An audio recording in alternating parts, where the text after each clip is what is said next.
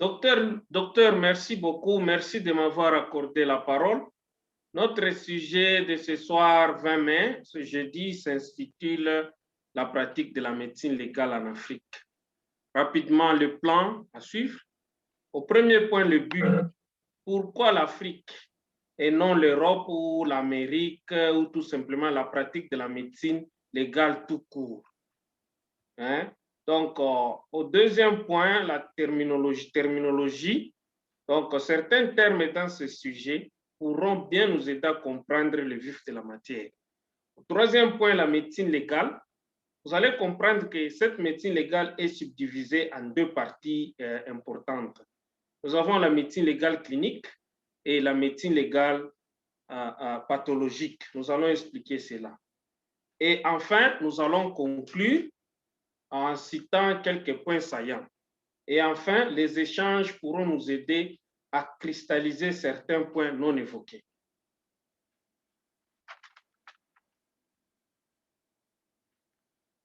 Alors, pourquoi parler de la médecine légale en Afrique? Vous comprendrez que la justice doit être partout. L'Afrique, et plus précisément notre beau pays, il y a peu de médecins légistes. Nous avons tous suivi sur télé le procès de la mort de George Floyd, comment les médecins légistes, avec plusieurs spécialités, intervenaient à tour de rôle. Autre aspect aussi, toujours sur la justice, la culture africaine nous limite à certains actes. Par exemple, l'autopsie. Pourquoi l'autopsie de quelqu'un qui est déjà mort? Est-ce que ce n'est pas un tabou pour l'Afrique? Au deuxième point plutôt, la médecine doit s'appliquer dans le contexte légal. Déjà, la légalité commence quand il y a un contact entre médecin et malade. Les écrits sur la fiche constituent déjà ce contact-là. Troisième point, la description détaillée. Il faut bien décrire la plaie. Donc, on a besoin de ces informations-là, par exemple, quel type de plaie, est-ce que c'est une ecchymose, le bleu, ou bien une égratignure. Et enfin, vous devez aller répondre au parquet de ce que vous avez fait. Donc, le magistrat ou le juge va vous poser des questions si vous êtes témoin de pouvoir interpréter ces faits-là.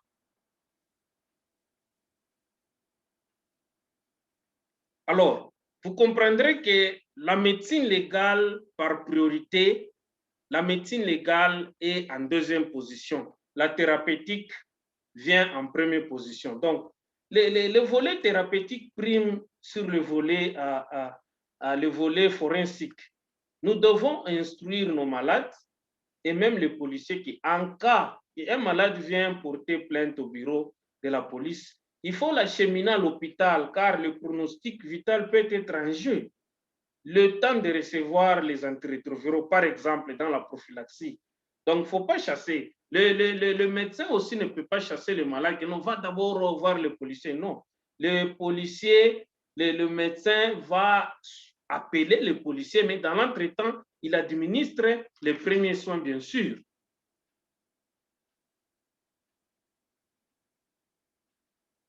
Et la terminologie. Nous allons expliquer ce que c'est la médecine légale. Qu'est-ce que c'est la médecine légale? Donc, la médecine légale, c'est cette branche de la médecine qui est spécialisée dans l'usage des connaissances à des fins légaux. Je donne un exemple. Vous avez une dame avec une ecchymose, le bleu, au niveau de la face. Un jour, le parquet vous invite et les juristes vous posent la question, docteur, depuis quand ça date, c'est bleu ici, depuis quand ça date? Vous n'allez pas dire que le malade a dit que ça date de 3 jours ou je ne sais pas quoi. Le médecin légiste, le médecin va recourir à la pathologie de l'ecchymose, le bleu, par exemple, du sang, de la peau, qui est même la définition de l'ecchymose. L'hémorragie se transforme en bilirubine, puis en biliverdine, ainsi de suite. Alors, il y a les couleurs qui vont changer.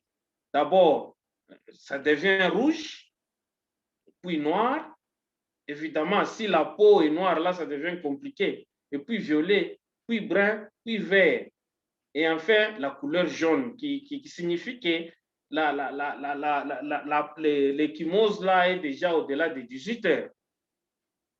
Évidemment, comme étant médecin légiste, vous devez aussi savoir d'autres facteurs qui doivent entrer en compte. Par exemple, l'ethnie. Vous voyez, par exemple, le syndrome de Kawasaki au Japon, les médicaments comme les anticoagulants, un alcoolique avec le foie là qui est un peu bousillé, vous voyez un peu. Alors, forensic médecine, c'est beaucoup plus employé dans le terme, dans le monde anglophone. Mais dans la médecine, dans le monde francophone, on utilise bien le terme médecine légale. Donc, dans le forensic médecine, il y a deux termes. Il y a forensic et puis médecine. Forensic, forense. Forense signifiait espace. Dans le temps où on jugeait les personnes qui commettaient les abus. Et aujourd'hui, cet espace ou place est devenu le parquet. Donc, c'est le parquet d'aujourd'hui. Et médecine, et plutôt corona. Corona, c'est selon les endroits. Au Royaume-Uni, on appelle les médecins légistes les corona. Aux États-Unis, le médecin légiste s'est appelé medical examiner. Et le médecin légiste en général, c'est celui qui exerce la médecine légale dans le monde francophone. Le forensique pathologique, c'est toujours le médecin légiste, mais qui exerce la médecine dans le monde anglophone. C'est juste un problème de terminologie. Bon, il y a une différence qui existe entre un anatomopathologiste et un médecin légiste. L'anatomopathologiste a une connaissance bien approfondie dans le microscope, le labo. Donc, il fait ses examens beaucoup plus au microscope. Par exemple, les tissus prélevés pour l'histologie, comme les couvillons vaginales, pour détecter le cancer. Donc, nos amis qui viennent de l'UNIKIN connaissent bien notre cher feu professeur Kalengay, et ceux de l'INILU, d'où je viens, ils connaissent le feu professeur Nikulu, qui était d'ailleurs l'élève du feu professeur Kalengay. Donc, le médecin légiste, lui, a une connaissance approfondie dans la description macro. L'anapathe, lui, c'est micro, le médecin légiste macro. Donc, par exemple, dans la description macroscopique, la plaie. Vous allez voir, il y a beaucoup de plaies que j'ai énoncées, les plaies par balle. Vous allez voir que la description, je suis bien à l'aise là-bas. Donc, maintenant, les sous-branches, la médecine légale là aussi, c'est sous-branches. Il y en a beaucoup. Nous avons l'anthropologie qui s'occupe des eaux. Vous voyez, par exemple, le Congo là-bas, les Kamouina Sampou, quand les personnes ont l'enterre, ils meurent. Et quand après quelques années, les eaux demeurent là-bas. Alors, le médecin légiste, l'anthropologiste, lui va s'occuper des eaux pour détecter ce qu'il y a eu. Il y a par exemple la toxicologie. La toxicologie, c'est quelqu'un qui maîtrise la pharmacologie. Donc, il y a les forensiques pharmacologistes. Comme vous avez vu le cas là toujours de George Floyd là, vous avez vu le toxicologiste est venu pour expliquer les opiacés, le fentanyl par exemple, comment ça agit, ainsi de suite. Bon, il y en a aussi d'autres, il y a les biologistes, bien les balistiques. Bon. L'éthique, je voulais aussi épingler un peu le point concernant une petite différence qui existe entre l'éthique et la médecine légale. L'éthique s'apparente beaucoup plus au moral ou bien la conduite. Mais par contre, la médecine légale, ce sont des lois. Il y a des lois. Chaque pays a ses lois. Par exemple, en Afrique du Sud, l'avortement est légalisé. Si vous, médecin, vous résidez en Afrique du Sud et votre morale vous touche de ne pas faire l'avortement, néanmoins, vous pouvez référer. Donc, c'est votre morale qui vous juge. Et nous connaissons bien que l'éthique a ces piliers qui sont au nombre de 4. On les appelle les piliers de l'éthique. Les 4 piliers-là, nous avons l'autonomie, nous avons le bénéficence, nous avons la non-maléficence et enfin, nous avons la justice. Prenons par exemple le premier point, l'autonomie. L'autonomie aussi a ses soubassements. Nous avons le consentement du malade. Le malade doit consentir. Nous avons la confidentialité, le secret médecin-malade. Nous avons la communication, toujours dans l'autonomie, la communication. Donc, une communication là effective entre médecin et malade. Et aussi, vous devez dire au malade la vérité. Et donc, le deuxième point, après l'autonomie, nous avons le bénéficence. Le bénéficence, il y a aussi ce soubassement, il y a la compétence. Il faut être un bon médecin. Un médecin où les malades témoignent que, en tout cas, c'est un bon médecin. Donc, il y a aussi, dans le bénéficence, il y a le paternalisme après les compétences. Le paternalisme, c'est quoi? C'est le jugement nécessaire qu'un médecin doit toujours avoir. Il y a le paternalisme qui est actif. Il y a aussi le paternalisme qui est passif. Actif, c'est par exemple un témoin de Jéhovah qui refuse qu'on puisse administrer le sang. Vous connaissez bien les témoins de Jéhovah. Alors, vous, en tant que médecin, vous devez utiliser de votre pouvoir. Vous approchez, par exemple, le parquet, ainsi de suite. Dans le paternalisme actif, maintenant, vous refusez. Le malade vient vous dire que non, écoutez, est-ce que vous ne pouvez pas donner l'oxygène à cette personne ici qui est malade? Vous regardez que non, cette personne ici va mourir bientôt. C'est un moribond. Alors, vous refusez. Alors, l'autre composante du bénéficence, il y a le bénéfice-risque. D'ailleurs, le Covid ici, le vaccin du Covid, ça a des risques, mais parmi nous, il y a ceux-là qui ont déjà pris ça. Donc, on dit que non, le bénéfice dépasse le risque. C'est ce qu'on dit. Voilà un peu là où... Maintenant, le dernier point, c'est sur la non-maléficence. En latin, on dit primum non nocere. En latin, on dit do not harm. First, do not harm. En français, je peux traduire, il ne faut pas blesser.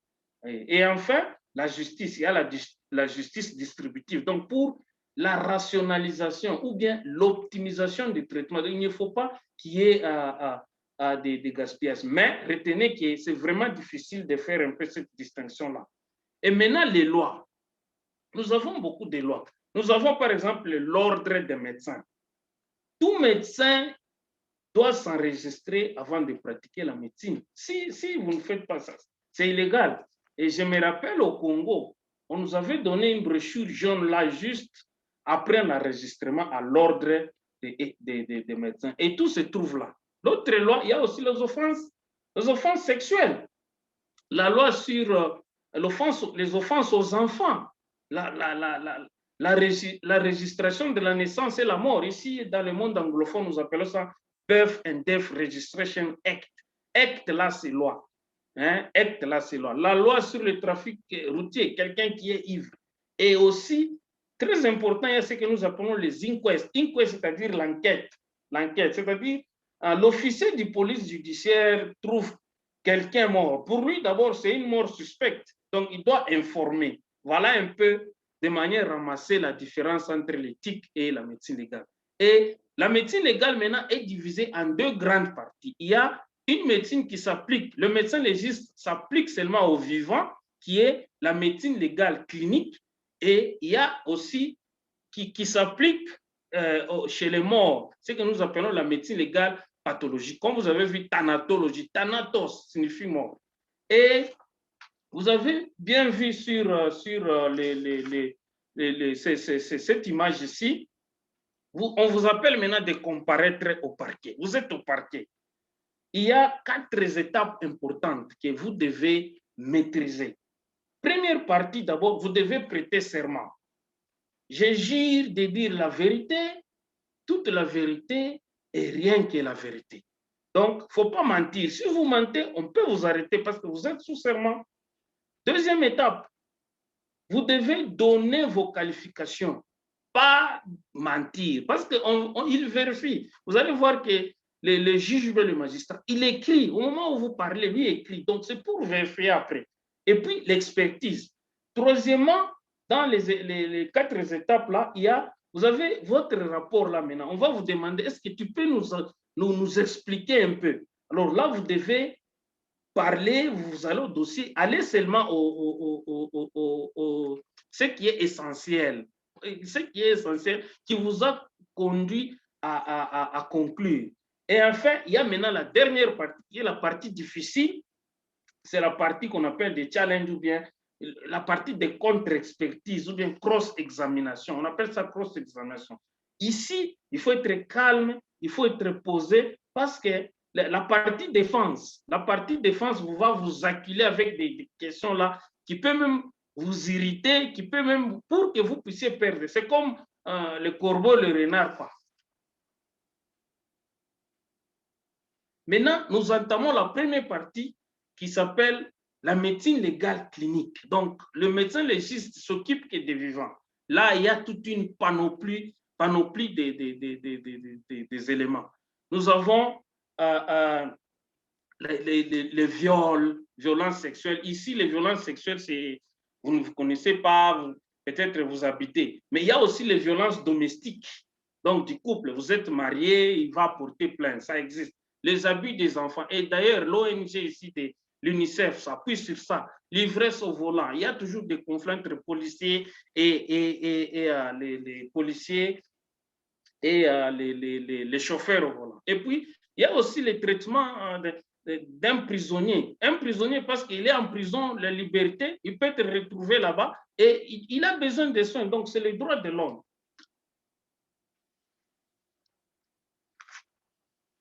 Violence sexuelle, le viol. Qu'est-ce que c'est le viol?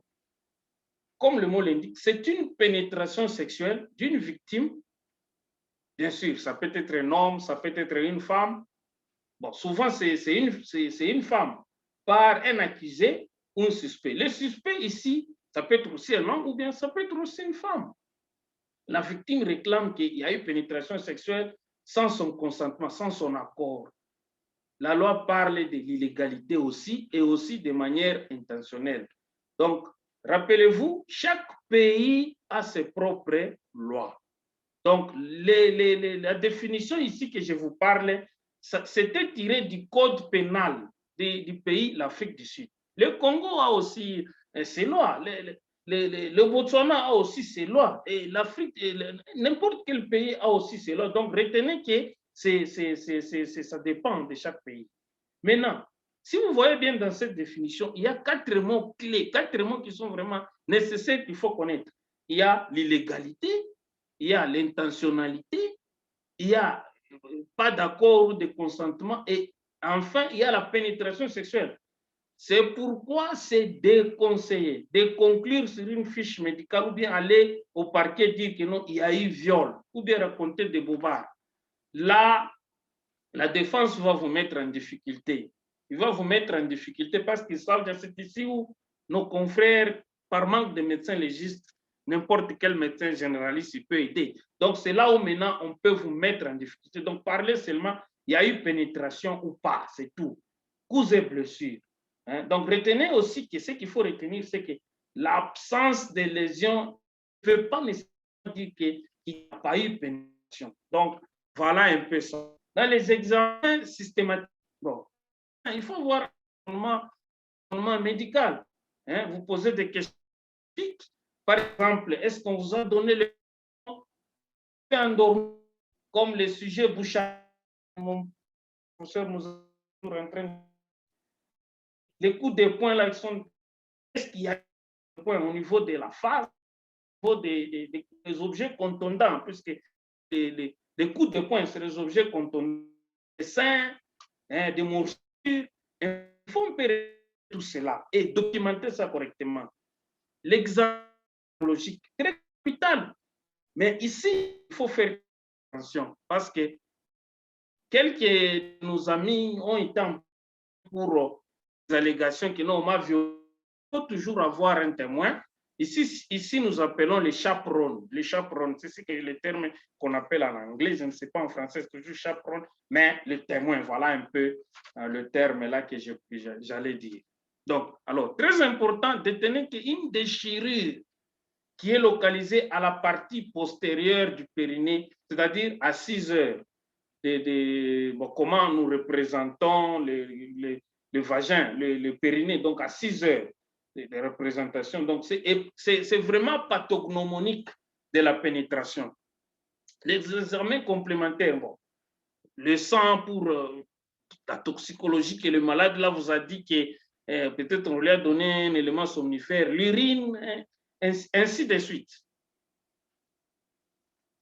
Le traitement syndromique, selon le programme national, ça dépend. Les infections, c'est seulement transmissible. Nous connaissons sur ça, on ne va pas beaucoup plus s'attarder sur ça.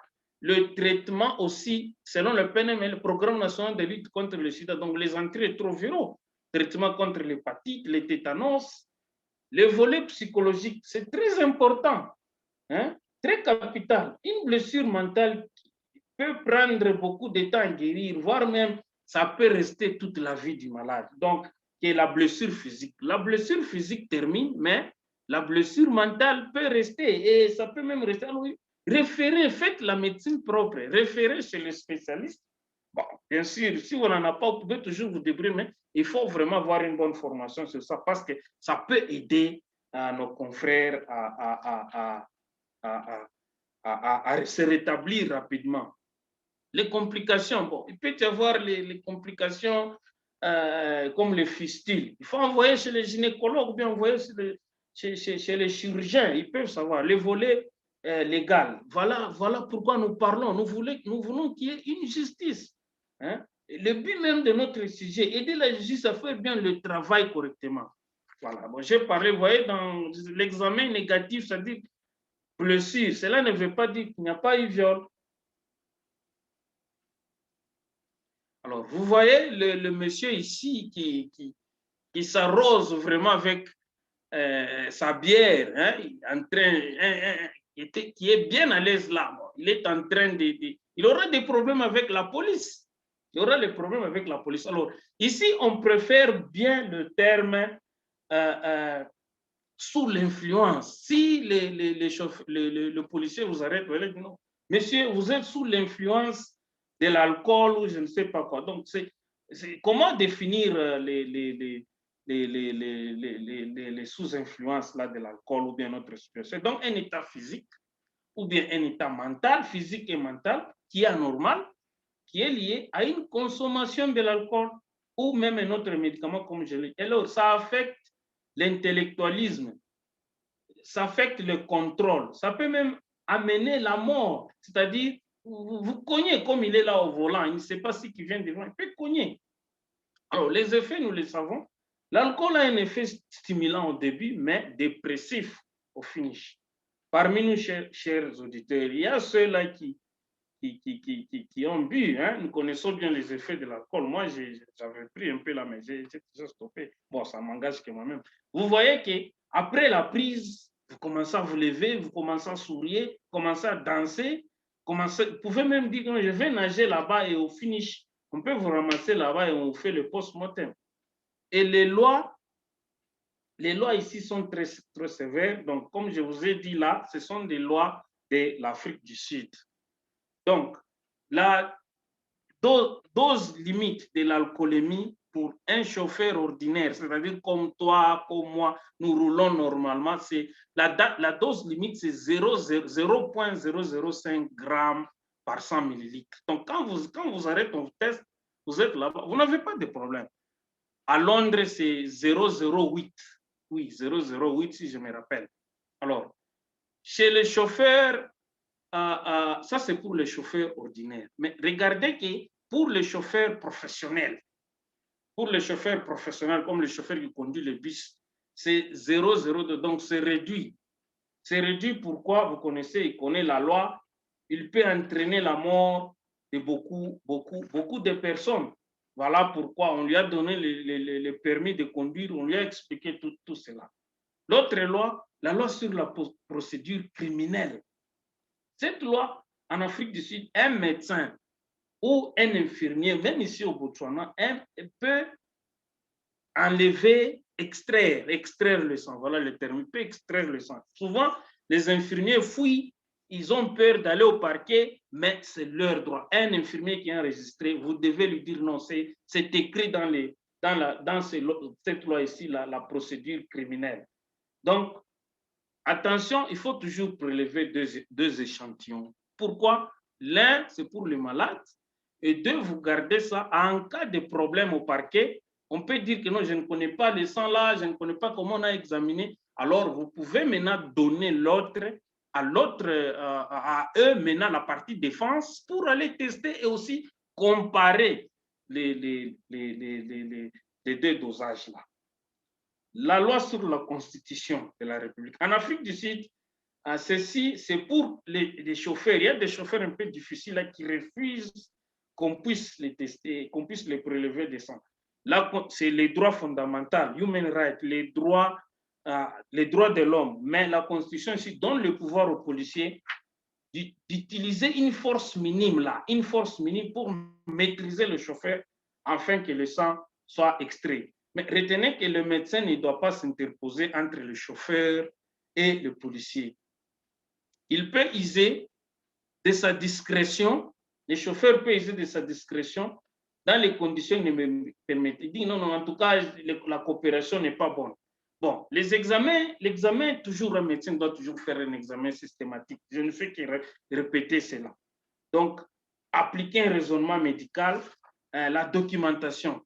Hein? Il faut faire l'examen neurologique, comme les tests de Romberg. Nous connaissons ces tests-là pour l'équilibre, la diadococinésie, pour la coordination. Donc, les mains, vous demandez aux malades, les chauffeurs, là, de toucher son nez. Vous voyez ce que la coordination est bonne. La documentation, bon, les médicaments. Il faut toujours les médicaments. Bon. Les diagnostics différentiels, le coma diabétique ou coma acidocytosique peut poser vraiment, ça peut être la cause. Hein? Les médicaments comme le diazépam du groupe, l'hypoglycémie par exemple, les traumatismes crâniens par exemple. Donc, le policier peut confondre. Non, il est en état d'obnubilation. Il est en état d'obnubilation. Alors, après, il est sous alcool. Donc, la confirmation, c'est ce dosage-là de l'alcoolémie. Maintenant, nous avons la partie légale pathologique. Donc, sur les morts, le médecin légiste, là, ne s'intéresse qu'au niveau des morts. Alors, il y a aussi une panoplie. La liste n'est pas vraiment exhaustive.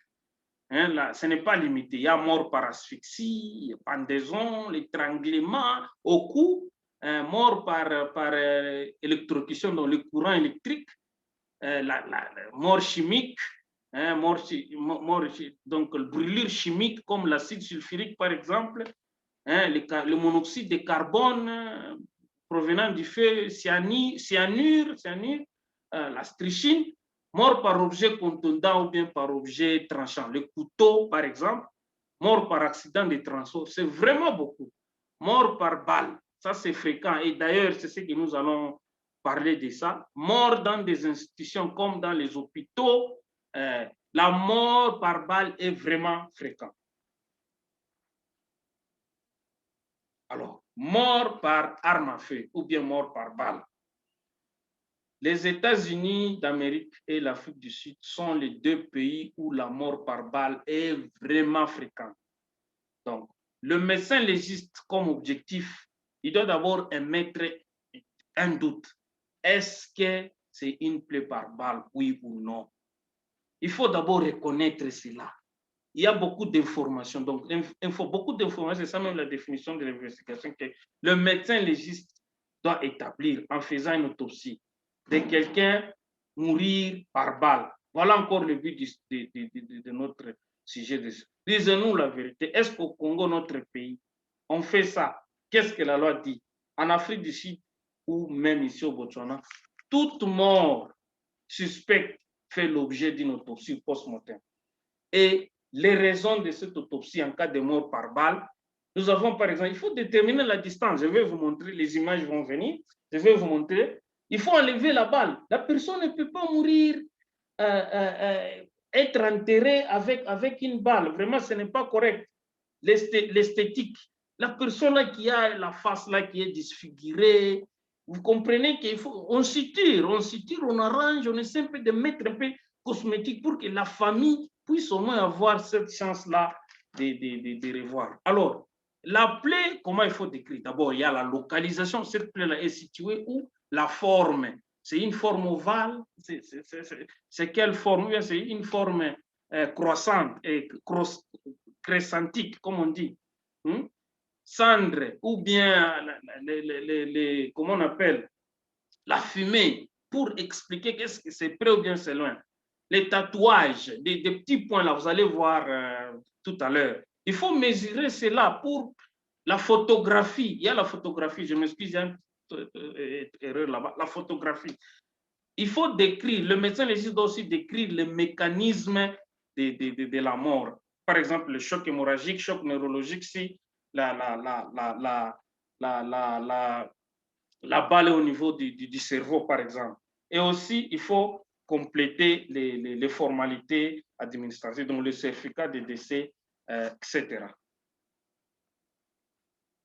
Vous voyez ici, il y a 4, sur le plan des ranges ou bien des distances, il y a 4 plaies et c'est très important pour un médecin légiste. Il y a d'abord le contact. Ce que vous voyez là-bas, c'est le contact. Qu'est-ce qui nous fait que c'est le contact? C'est facile à comprendre si vous avez cette idée. Vous voyez que là-bas, vous voyez un peu la fumée là, la fumée tout autour là-bas. Cela montre qu'il était tout près. Et aussi, regardez un peu, il n'y a rien autre, il n'y a rien d'autre. Vous allez voir les autres images, il n'y a rien d'autre là-bas. Donc ça, c'est une plaie contact. Et puis, la plaie est circulaire. Vous voyez, oui, comparez 1 et 2. Deuxièmement, il y a la plaie par contact rapproché. En anglais, on appelle ça close contact. C'est-à-dire que le musée n'est pas attaché, c'est un peu à quelques mètres. Alors là-bas, vous allez voir, vous voyez un peu le bleu là-bas, ou bien l'ecchymose. C'est le fait qu'il y a eu contact. Vous voyez un peu la différence avec 1 et 2. Et puis, troisièmement, maintenant, il y a la plaie intermédiaire. Vous voyez, ça, c'est une plaie intermédiaire. Qu'est-ce qui nous explique que c'est une plaie intermédiaire? Regardez un peu aux alentours de la plaie là-bas. Vous allez voir des points, ce que j'ai appelé les tatouages. C'est-à-dire, quand quelqu'un tire, il y a la poudre. La poudre, là, a un pouvoir de propulsion, de donner la force au projectile ou bien la balle. Alors, quand vous êtes un peu intermédiaire, c'est-à-dire moins de 100 mètres, vous allez voir que la poudre, donc ça, c'est la poudre là qui est chaude, qui a essayé un peu de tatouer la personne, comme on le dit. Ça essaie de les tatouer. Ce n'est pas close. Ce n'est pas close. Pourquoi? Parce que il n'y a pas de fumée là-bas. Et ça, c'est une plaie à distance. Là, quatrièmement, il y a une plaie à distance. Je m'excuse, on a écrit là-bas, c'est une plaie à distance. La plaie à distance, vous avez vu qu'il n'y a aucun, il n'y a pas de tatouage, il n'y a pas de fumée, il n'y a rien là-bas. Donc, c'est une plaie à distance. Donc, les tatouages et l'autre là, c'est parti, ce n'est pas là-bas. Voilà un peu de manière ramassée ce que j'allais vous dire. Alors, deuxième point, mort par asphyxie. Vous voyez le monsieur qui est là-bas, qui s'appelle Derek Chauvin. C'est un policier de Minneapolis. Et vous voyez le monsieur en bas là-bas, qui s'appelle l'Africain George Floyd. Alors, vous voyez qu'il est là-bas. Si vous avez bien suivi les débats, le procès qui a été médiatisé, on parlait des temps. Ce monsieur ici est assis là-bas. On l'a déjà condamné, nous connaissons tous. Plus de 9 minutes. Plus de 9 minutes. Alors, déjà, les livres disent à 5 minutes déjà, il y a des lésions irréversibles. Donc, définissons l'asphyxie. L'asphyxie, du point de vue étymologique, l'asphyxie, c'est l'absence d'oxygène. Alors, il y a plusieurs classifications de l'asphyxie. Il y a plusieurs classifications. Il y a une classification qui est anoxique. Je vais expliquer cela. Il y a une classification qui est anoxique. Dans la classification qui est anoxique, là on nous retrouve l'environnemental. Donc, quelqu'un, vous prenez par exemple, vous l'envoyez dans un conteneur, comme les frontières. Les gens qui traversent les frontières, on fait traverser la frontière de manière frauduleuse. Alors, là-bas, l'oxygène est humain. C'est toxique. Dans l'asphyxie, maintenant aussi l'asphyxie qui est mécanique. Dans l'asphyxie mécanique, une chauve-vide que vous venez d'étrangler. Donc, quelque chose qui est mécanique, qui avale peut-être une bille, qui qui bloquent au niveau des pharynx, l'enfant ne respire pas. Asphyxie de position, vous ne pouvez pas respirer. Noyade, par exemple, vous êtes dans l'eau là-bas, c'est mécanique. Hein? Il y a l'asphyxie sexuelle ou l'asphyxie d'aventure. L'asphyxie sexuelle ou l'asphyxie d'aventure, il y a quelqu'un qui provoque une hallucination, comme s'il est avec une femme ou bien une femme qui est avec un homme. Alors, il doit peut-être se mettre la corde au cou, alors, pour provoquer cela. Et en faisant cette aventure, la personne meurt. Voilà un peu ça. Maintenant, il y a aussi dans l'asphyxie anoxique, là, nous avons pharmacologique. Vous voyez, vous prenez par exemple le Kirad, les médicaments qui bloquent l'acétylcholine, les inhibiteurs de l'acétylcholine, les Kirad. Ces médicaments-là agissent au niveau de l'acétylcholine, au niveau des muscles, au niveau des récepteurs.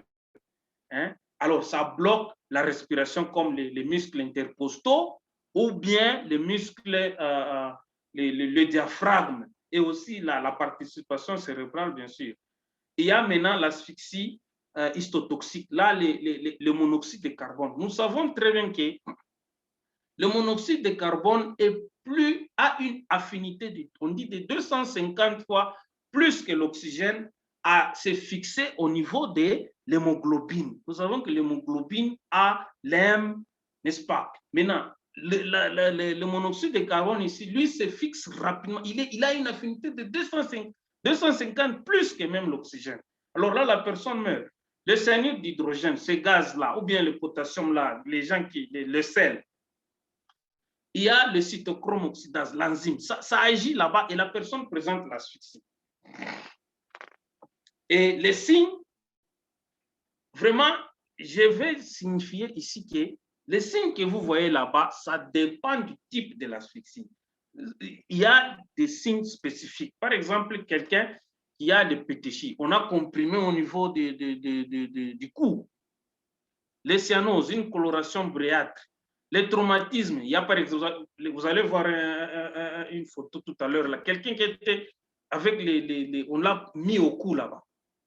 Il y a des saignements dans les orifices parce que la personne. Alors ici, je tiens à dire qu'il y a plusieurs signes. Alors quelqu'un, comme je vous dis là-bas, vous voyez cette personne ici, vous allez voir qu'au niveau de son cou là-bas, il y a des ongles qui ont traversé. Vous voyez les yeux, c'est rouge, c'est bleuâtre, c'est le bleu, c'est les ecchymoses là-bas. Il a eu des coups. Ici, par exemple, cette personne a été punie. Vous allez voir que de bleu là-bas en forme linéaire. Ce sont des trimlines. Alors, ça peut s'expliquer par le fait que peut-être c'est une punition corporelle, peut-être torture. La police aussi peut faire ceci. Alors, je vous ai dit que dans la partie éthique, si vous vous rappelez bien de l'autonomie, il y a la confidentialité. Alors, il y a certaines circonstances là, on peut briser. Le médecin peut briser maintenant la confidentialité. Il y a pas, si le malade dit lui-même que non, en tout cas, il faut dire. Moi, je ne vois pas le problème. Au parquet, il faut dire la vérité parce que si vous dites le mensonge et on découvre après, ah, vous avez un problème, on va vous arrêter. Quand vous êtes en état d'accusation, on veut vous arrêter, on vous accuse de fausseté. Mais il faut aller maintenant dire au juge ce qui s'est passé. Menace d'une maladie dans les lois de la santé, comme l'Ebola par exemple, ce sont des maladies à déclaration obligatoire. Viol sur le mineur. Quelqu'un qui, si vous recevez dans votre consultation quelqu'un qui a moins de 18 ans, moins de 6 ans selon certains pays, il dit qu'il a été violé. Là, il faut dire seulement à la maman qu'en tout cas, la loi me permet d'appeler les services sociaux. Alors, si vous ne faites pas cela, on va vous arrêter, vous êtes en état d'arrestation. En conclusion, comme vous voyez ce monsieur ici qui est en train de parler, un médecin légiste sur le parti clinique, les vivants, sur la partie des morts, pathologie, nous devons augmenter en nombre dans notre pays pour beaucoup plus dans le système en Afrique. En Europe, aux États-Unis, c'est mieux. Mais ici, en Afrique, surtout chez nous, c'est vraiment du problème. La jurisprudence, quand vous allez au parquet, il ne faut pas raconter, il faut vraiment contrôler votre langage. Il ne faut pas commencer à aller là-bas dire viol, hors pénétration. J'ai parlé sur ça. De la consultation au parquet, il faut vraiment se comporter convenablement. éviter des termes illégaux, comme je viens de dire, comme viol, et même éviter de dire la partie antérieure. Les juges ne vont pas comprendre. Il faut dire que l'avant, par exemple, l'avant-bras, comme on dit. Il faut décrire la plaie, comme j'ai donné les à l'avant. Il faut revoir aussi la matière de temps en temps. Et au parquet, vous devez être clair et concis. Parler peu si nécessaire et dire aussi la vérité. Ne répondez pas aux questions qui ne sont pas de votre domaine. Souvent, quand on vous appelle au parquet comme ça, bon, vous êtes nombreux comme témoins. Bon, il peut s'agir que les médecins là, les médecins là vous appellent pour intervenir en première position. On va vous acculer des questions même pour les autres. Alors, il ne faut pas répondre à ces questions. On a dit que non, ça, ce n'est pas ma question. Voilà un peu, chers auditeurs. Merci beaucoup, vraiment. Merci, merci. Je remets la parole au modérateur. Merci beaucoup pour votre attention.